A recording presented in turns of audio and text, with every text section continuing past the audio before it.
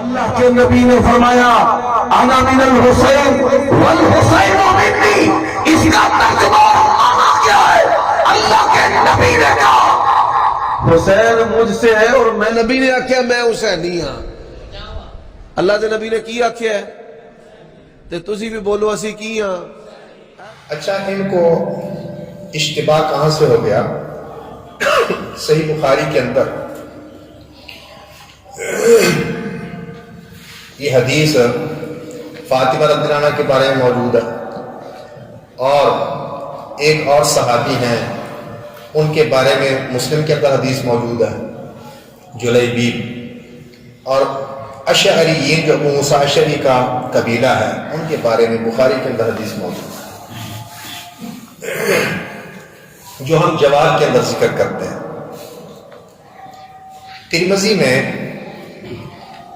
سیدنا حسین رضی اللہ عنہ کے بارے میں رسول اللہ صلی اللہ علیہ وسلم کے الفاظ ہیں کہ حسین مجھ سے ہیں اور میں حسین سے ہوں، الحسین منی وانا من حسین من الحسین، حسین مجھ سے ہیں اور میں حسین سے ہوں۔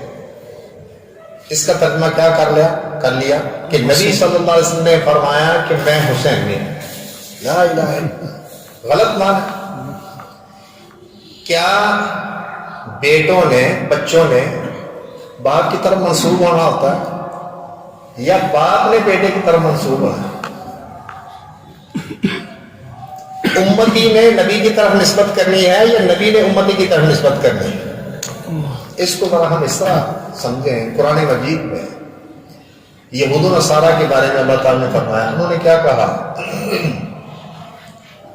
یہودیوں نے کہا کہ ابراہیم علیہ السلام یہودی تھے، نصارہ نے کہا کہ ابراہیم علیہ السلام کیا تھے؟ مسیحی، نصرانی تھے۔ اللہ تعالیٰ نے کیا ارشاد فرمایا؟ ما كان ابراہیم یہودیا ولا نصرانیا ولکن کان حنیفا مسلما۔ ابراہیم نہ یہودی تھے نہ نصرانی تھے، بلکہ کیا تھے؟ حنیف مسلم۔ حنیف کس کو کہتے ہیں؟ ایک اللہ کے ساتھ لگاؤ رکھنے والا۔ ابراہیم یہودی نہیں تھے، نصرانی نہیں تھے، بلکہ حنیف تھے، صرف ایک اللہ کے ساتھ لگاؤ رکھنے والے، اور مسلم تھے اللہ کے فرمان۔ عیسیٰ علیہ السلام، موسیٰ علیہ السلام ابراہیم علیہ السلام کی اولاد سے، انہوں نے اپنی نسبت کرنی اپنے باپ کی طرف، اپنے جد امجد کی طرف۔ یہ نہیں کہ تورات جو بعد میں نازل ہوئی، کہیں بعد میں نازل ہوئی موسیٰ علیہ السلام پر، ابراہیم کے کہیں بعد نازل ہوئی، اور انجیل عیسیٰ علیہ السلام پر، ابراہیم علیہ السلام کے کہیں بعد نازل ہوئی۔ تو تورات کو ماننے والے اپنے آپ کو یہودی کہتے ہیں، انجیل کو ماننے والے اپنے آپ کو نصرانی کہتے ہیں۔ یہ بھی بہت زوردار الفاظ میں بات سمجھائی۔ یا اہل الکتاب لم تحاجون فی ابراہیم وما انزلت التوراۃ والانجیل الا من بعدہ۔ اے اہل کتاب، ابراہیم کے بارے میں کیوں جھگڑا کرتے کہ وہ یہودی تھے یا نصرانی تھے؟ کیوں جھگڑا کرتے؟ تورات اور انجیل ان کے بعد نازل کی گئی۔ تورات کو ماننے والے اپنے آپ کو یہودی کہتے ہیں، اور انجیل کو ماننے والے اپنے آپ کو نصرانی کہتے ہیں۔ تو یہ تو ان کے بعد نازل ہوئی، وہ یہودی نصرانی کس طرح بن سکتے؟ تو رسول اللہ صلی اللہ علیہ وسلم حسینی کس طرح بن سکتے ہیں؟ ہاں، یہ کہنا کہ حسین مجھ سے ہے اور میں حسین سے ہوں، حسین مجھ سے ہیں اور میں حسین سے ہوں، یہ ایک خاص تعلق ہے، خاص ایک مرتبہ ہے، ایک مقام ہے جو رسول اللہ صلی اللہ علیہ وسلم نے ذکر کیا۔ یہ نہیں، یہ تو سارے لوگ جانتے ہیں، خواہ مسلمان ہوں خواہ کافر، کہ حسین رضی اللہ عنہ نبی کریم صلی اللہ علیہ وسلم کے نواسی، نبی کریم صلی اللہ علیہ وسلم سیدنا حسین رضی اللہ عنہ کے نانا جی ہیں۔ یہ رشتہ داری والا جو تعلق ہے، اس سے کوئی اوپر کوئی بڑا مفہوم جو ہے اس حدیث کے اندر ذکر کیا گیا، بڑا مفہوم ذکر کیا گیا، ورنہ وہ جو نسبی تعلق ہے وہ تو سارے لوگ جانتے ہیں۔ پھر یہ کہنے کا کیا مطلب کہ حسین مجھ سے ہے میں حسین سے ہوں؟ یہ ان کا مقام اللہ کے ہاں بہت زیادہ ہے، وہ میرے نقش قدم پر چلنے والے ہیں، میرے متبع ہیں۔ اس طرح کی لفظ اگر رسول اللہ صلی اللہ علیہ وسلم کسی اور کے بارے میں فرما دیں اس کا بھی بہت زیادہ مقام ہو جائے گا، لیکن یہ نہیں کہ نبی کریم صلی اللہ علیہ وسلم کی نسبت اس شخص کی طرف کرنا ہم شروع کر دیں۔ یہی بات میں ذکر کر کے اپنی بات کو سمیٹ رہا ہوں۔ بخاری کے اندر یہ حدیث موجود ہے، اور دو باتیں ذکر کرتا ہوں، ایک مسلم سے اور ایک بخاری سے۔ بخاری سے ابو موسیٰ اشعری رضی اللہ عنہ اس حدیث کے راوی ہیں۔ رسول اللہ صلی اللہ علیہ وسلم نے ان کا جو قبیلہ ہے اشعریین، اصل میں یہ یمن کے رہنے والے ہیں، ہجرت کر کے مدینے آئے تھے۔ ابو موسیٰ اشعری اور ان کے احباب، فرمایا کہ اشعریین مدینے میں جب محتاج ہو جائے، خرچہ ختم ہو جائے، کم پڑ جائے، یا غزوے کے اندر محتاج ہو جائے، ہوتا نا خرچہ تھوڑا ہو گیا، کئیوں کے پاس بالکل ختم ہو گیا، کئیوں کے پاس تھوڑا رہ گیا، کسی کے پاس کچھ زیادہ، تو یہ کیا کرتے ہیں، سارا جو بچا کھچا ہوتا ہے، حدیث کا مفہوم ذکر کر رہا ہوں، ایک کپڑے میں جمع کرتے ہیں، پھر ایک برتن کے ساتھ آپس میں برابر تقسیم کر دیتے ہیں۔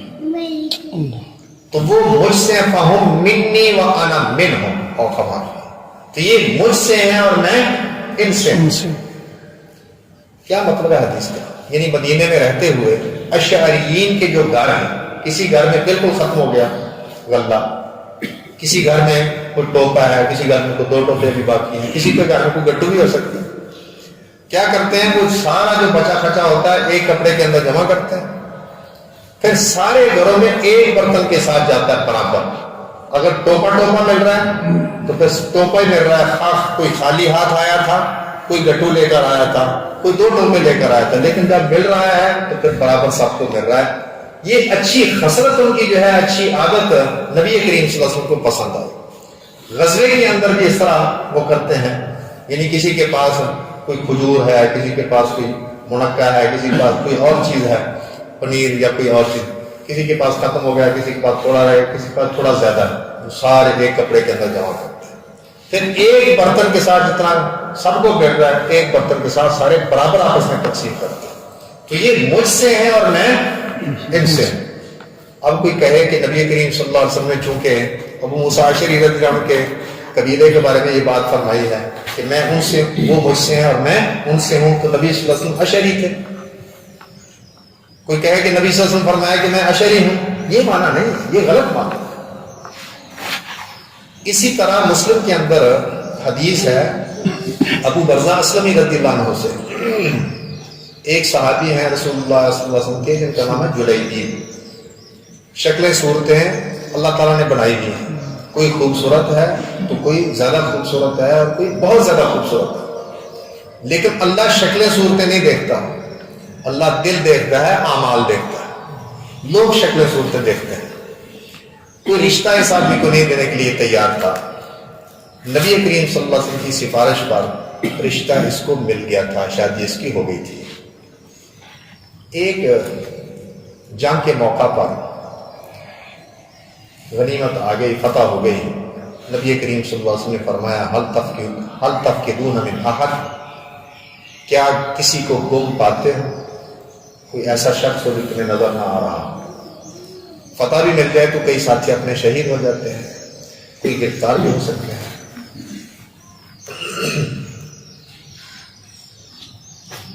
صحابہ کرام نے کہا کہ فلان و فلان و فلان، فلاں فلاں اور فلاں ہمیں نظر نہیں آ رہا۔ پھر آپ نے فرمایا کہ تم کسی کو گم پاتے ہو؟ پھر صحابہ کرام نے کہا کہ فلاں فلاں اور فلاں۔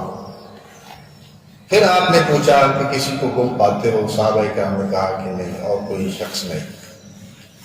فرمایا وَلَكِنِّي أَفْقِدُ جُلَيْبِيبَ، لیکن میں جلیبیب کو گم پاتا ہوں، مجھے جلیبیب نظر نہیں آ رہا۔ نبی کریم صلی اللہ علیہ وسلم کے کہنے پر صحابہ کرام نے تلاشی لی، کوشش کی کہ کہیں پتہ چل جائے۔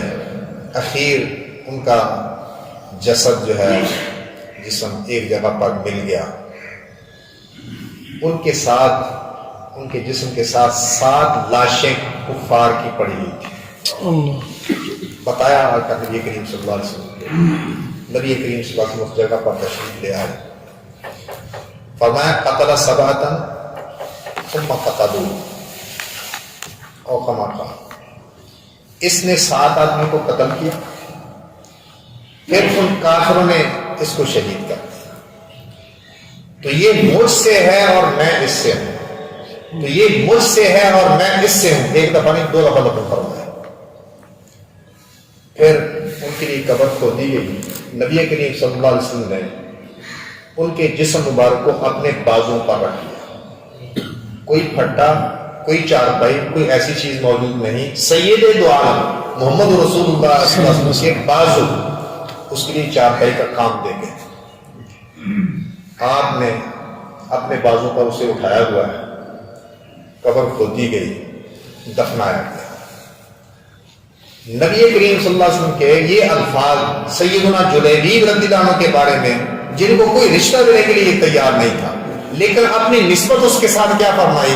فرمایا کہ یہ مجھ سے ہے اور میں اس سے ہوں، یہ مجھ سے ہے اور میں اس سے ہوں. اب کوئی کہے کہ اس کا ترجمہ یہ ہے نبی کریم صلی اللہ علیہ وسلم جلیبیبی ہیں کہ آپ نے فرمایا کہ میں جلیبیبی ہوں. غلط ترجمہ ہے. یہ غلط سمت کی طرف کئی لوگ جو ہیں چل پڑے ہیں.